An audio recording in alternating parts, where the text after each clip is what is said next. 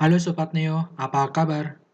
Pada tutorial unit 13 kali ini, kita akan membahas mengenai hosting aplikasi. Jadi, hosting aplikasi ini, kita ingin mempublish atau mempublikasikan aplikasi yang sudah kita buat, terutama aplikasi yang berbasis website, agar bisa diakses oleh banyak orang.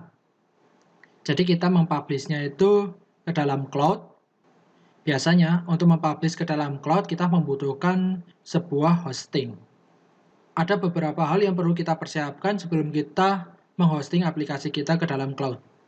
Yang pertama, jelas kita harus mempunyai layanan hosting kita. Ada beberapa macam layanan hosting atau penyedia jasa hosting, ada yang berbayar dan ada yang free. Mungkin teman-teman bisa cari sendiri layanan hosting yang kira-kira sesuai dengan kriteria kalian. Di sini saya sudah mempunyai layanan hosting sendiri, jadi nanti saya akan langsung mempraktekkan bagaimana cara menghosting aplikasi jika proyek aplikasi kita adalah CI. Ini nanti adalah tampilan cPanel dari hosting, dari layanan hostingnya. Ada beberapa macam fungsi di sini. Ada Let's Encrypt, PackSpeed, ada File Manager, PHPMyAdmin, dan lain sebagainya. Sebelum kita menghosting, kita harus menentukan terlebih dahulu aplikasi kita akan kita hosting di domain mana. Di domain utama ataukah di subdomain. Di sini saya akan menggunakan subdomain untuk menghosting aplikasi yang tadi sudah kita buat. Untuk membuat subdomain, silakan teman-teman menuju ke subdomain ini. Ada di domain, kemudian subdomain, bisa pilih subdomain. Kita buat namanya subdomain, misalnya adalah purpose. Kita isikan subdomain, domain, kemudian domain root-nya apa, kemudian tinggal kita create. Jika berhasil, tampilannya akan seperti ini, sukses, purpose.neoproject.info berhasil dibuat. Kita go back aja. Nah, di sini subdomainnya sudah berhasil terbuat ya. Subdomain purpose. Sekarang kita kembali. Kita sudah membuat subdomain. Langkah selanjutnya kita harus membuat database. Kita ke bagian database, di sini ada PHPMyAdmin, MySQL database, dan seterusnya. Untuk membuat database, kita menggunakan yang MySQL database ini.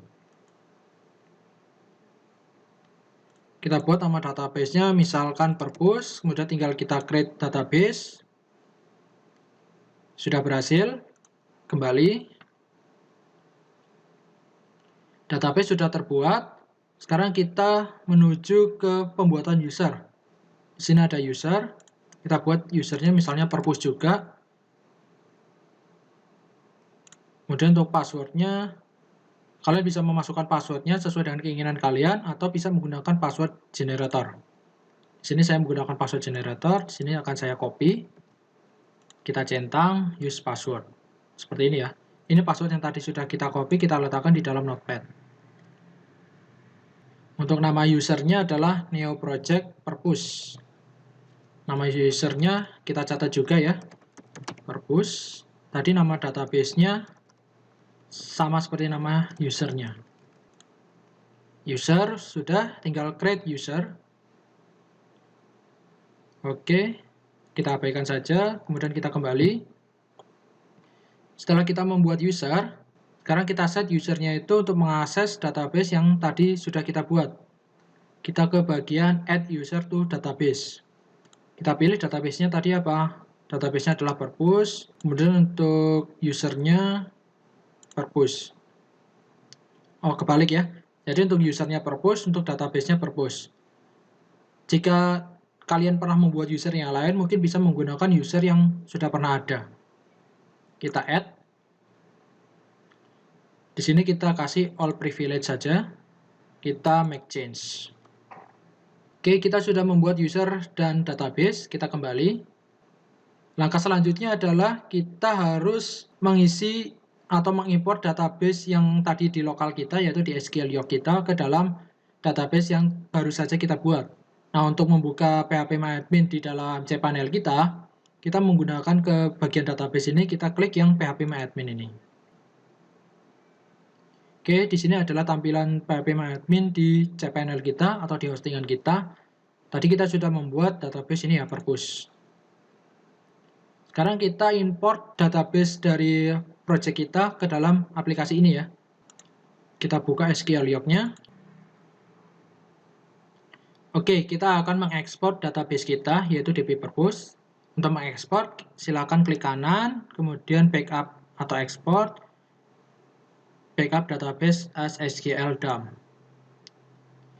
Nah, di sini kita tentukan yang akan kita ekspor apa? Struktur saja, data saja, atau struktur dan data. Di sini kita pilih yang struktur dan data. Kemudian untuk penempatannya, kita tempatkan di htdoc, kemudian aplikasi Purpose ya. Kemudian kita kasih namanya adalah DB Purpose. Kemudian tinggal kita save saja. Yang sebelah sini, tabel-tabelnya ini kita centang semua. Setelah itu kita tinggal ekspor.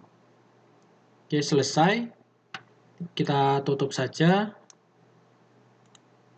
Sekarang kita menuju ke aplikasi Purpose kita yang di htdoc. Di sini ada database tadi yang sudah kita ekspor ya. Kita open. Kita bisa open menggunakan Notepad++ atau Notepad biasa. Nah, di sini kita kopikan saja, mulai drop yang paling awal sampai yang paling akhir. Kita copy, dan kita ke phpMyAdmin, kita pilih SQL, lalu kita pastekan di sini. Kemudian go. Oke. Sudah berhasil untuk run query-nya. Sekarang kita lihat. Oke, database-nya, tabel-tabelnya sudah terisi ya, sudah masuk. Nah, sekarang tabel sudah kita import, sekarang kita akan mengimport project-nya. Kita kembali ke aplikasi Purpose. Oke, kita akan mengimport atau mengupload semua code-code ini ke dalam hostingan kita. Kita blok aja semuanya, tinggal kita kompres ke dalam bentuk zip. Di sini saya menggunakan 7-zip, kemudian kompres ke dalam aplikasi purpose.zip, add to aplikasi purpose.zip. Oke, tinggal kita tunggu prosesnya sampai selesai.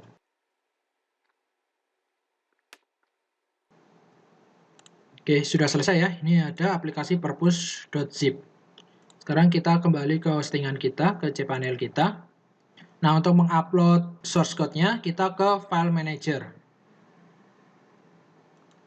Kita open File Manager.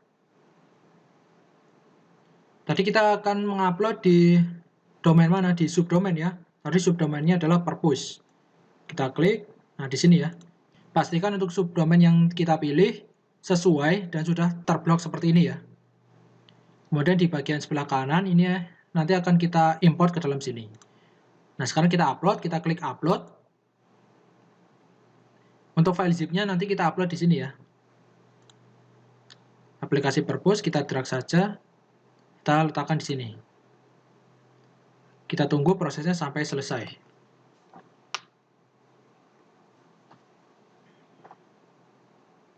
Oke, jika selesai, nanti akan 100% dan berwarna hijau ya.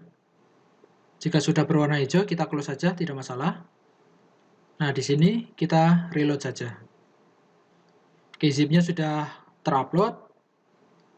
Kita bisa extract files. Oke, extract berhasil, kita close saja. Oke, ini sudah berhasil kita upload ke dalam hostingan. Sekarang ada beberapa settingan yang perlu disesuaikan, yaitu di aplikasi, application, kemudian config. Silakan buka config ya. Kita edit. Nah, kita ganti base URL-nya ini. Nah, karena kita mengaksesnya di subdomain, berarti kita menggunakan subdomain yaitu purpose. Domain utamanya adalah neoproject.info seperti ini.